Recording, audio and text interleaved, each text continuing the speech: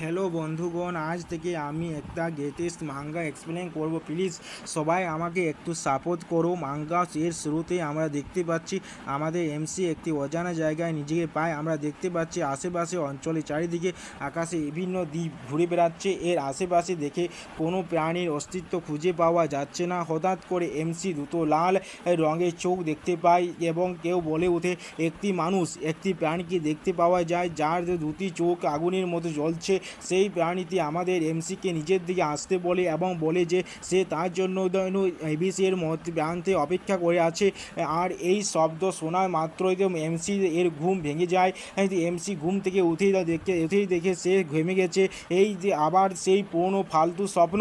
এই সময়টি এমসি এর মা তাকে ঘুম থেকে ওঠাবার জন্য ডাকে। তাকে এমসি নিজের মনেই ভাবে যে সে এই মানুষ থেকে চিনে এবং এমসি নিজের মনে ভাবে যে সেই মানুষটিকে চিনে।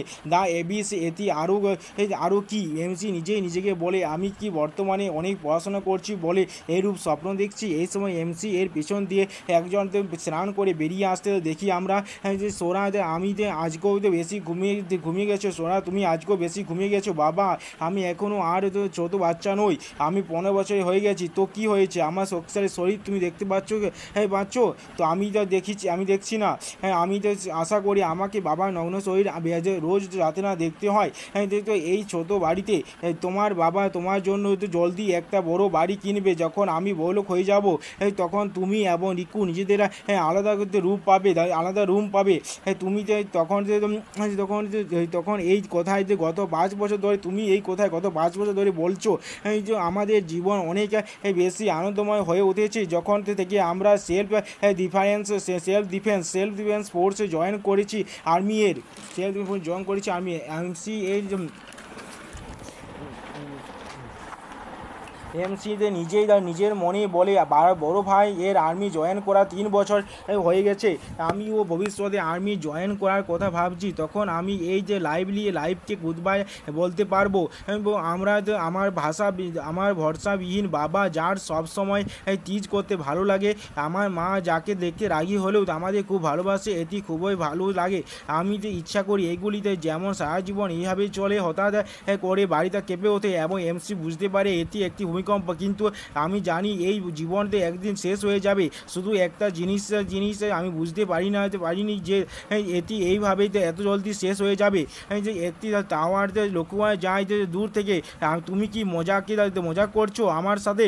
যে তখন আমি কিছুই জানতাম না একজন ফাইটারতে এই টাওয়ারটি যেটি মাটির নিচ থেকে বেরিয়ে এসেছে এই মানব সমাজে ভবিষ্যৎকে পুরোপুরি চেঞ্জ করে দেবে। কিন্তু আমি জানতাম না এই টাওয়ারটি আমার স্বপ্নের সাথে হয়তো কোনোভাবে সম্পর্কিত আছে। এই সময় এমসি দাদা বলল সব ঠিক আছে, আমি ডিফেন্স ফোর্সের আদেশ অনুযায়ী সেখানে যাব এবং জলদি ফিরে আসবো, আমি প্রমিস করছি।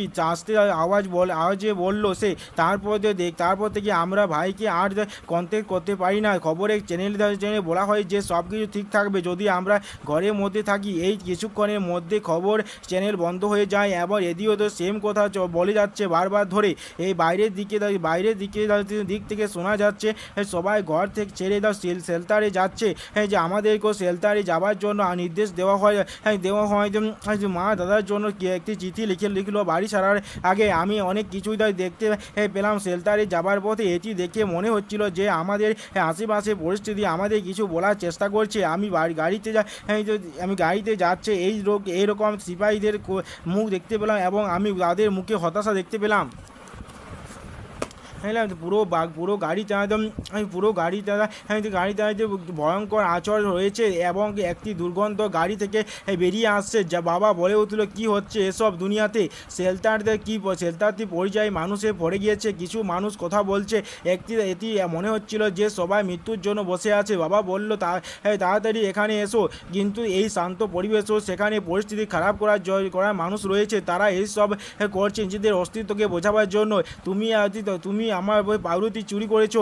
না, আমি চুরি করিনি, সবাইকে এক পিস করে দেওয়া হয়েছে, তুমি আমারটা খেয়ে নিয়েছো। এই কথা শোনো বদমাস শোনে বদমাস লোকটি বাচ্চাটাকে এক লাত মারি দেয়। মানে এই সময় আশেপাশে মানুষ বলে সে তাকে মারছে, কেউ তো কিছু করো। আর বাচ্চার হাত থেকে বদমাস লোকটিকে লোকটির পাউরুটি কাড়িয়ে দেয়, কাড়িয়ে নেয়। এরপর তোমার পেট ভরে গেছে, আমি তাই তোমার পাউরুটি নিতে পারি? হ্যাঁ, বাচ্চাটি কাঁদতে কাঁদতে বলল, ঠিক আছে, এই পর থেকে তোমার পাউরুটি আমার, যতদিন না তুমি মারা যাচ্ছ। এই কথাটি বদমাস লোকটি বাচ্চাটাকে বলল। তুমি বেশি দিন আর বাঁচবে না। এমনি তো ওই তুই কি করছিস এই সব? এমসির বাবা লোকটিকে বলল, তুমি নিজের জন্য চিন্তা করো। লোকটি বলল, তারপর পাউরুটি তাকে ফিরিয়ে দাও। তুই চুপ করো বলে লোকটি এমসির বাবাকে মারতে গেল, কিন্তু এমসির বাবা তাকে এক লাত মারলো এবং লোকটি দূরে গিয়ে পড়লো। নাও, এটি তোমার ধন্যবাদ। এমসি এর বাবা লোকটির দিকে রাগের চোখে দেখলো। লোকটি ভয়েতে সেখান থেকে পালিয়ে যায় এবং বলে তাকে দেখে নেবে। এমসি নিজের বাবাকে ডাকলো, আমাকে চিন্তা করতে হবে না, আমি ওর উপর নজর রাখবো। আমি তো মরে গেলেও কোনোদিনও সেই চেহারা ভুলবো না। লোকটি রাগের চোখে এমসির দিকে তাকিয়ে চলে গেল। এমসি মনে পড়লো যে এই মানুষটি স্কুলে তাকে সবসময় বুলি করতো। এই সময় একজন সোলজার এমার্জেন্সি বলে ডাক দিল এবং সবাইকে শেল্টারের পেছনে গাড়িতে চাপিয়ে পড়তে সোলজারটি বললো, কেন? একজন জিজ্ঞেস করলো, এটি কনফিডেন্সিয়াল দেয়, আমি তোমাদেরকে এর বেশি কিছু বলতে পারবো না। কিন্তু কেন না? লোকটি আবার জিজ্ঞেস করলো, তোমরা আমাদের দুদিন ধরে এখানে বন্ধ করে রেখেছো এবং তুমি এখন আমাদের কিছু বলবেও না, একটু এক্সপ্লেনও করবে না? আমরা কি যে জন্য ট্যাক্স দিচ্ছি এত? বাইরের দিক থেকে হঠাৎ একটা আওয়াজ এলো। একটি সোলজার এসে বলল, তারা এখানে আসছে, সবাই তাড়াতাড়ি করো, মা বাবা তাড়াতাড়ি করো। এমসি বলল, কোনো কারণে আমার ভালো মনে হচ্ছে না, আমি আর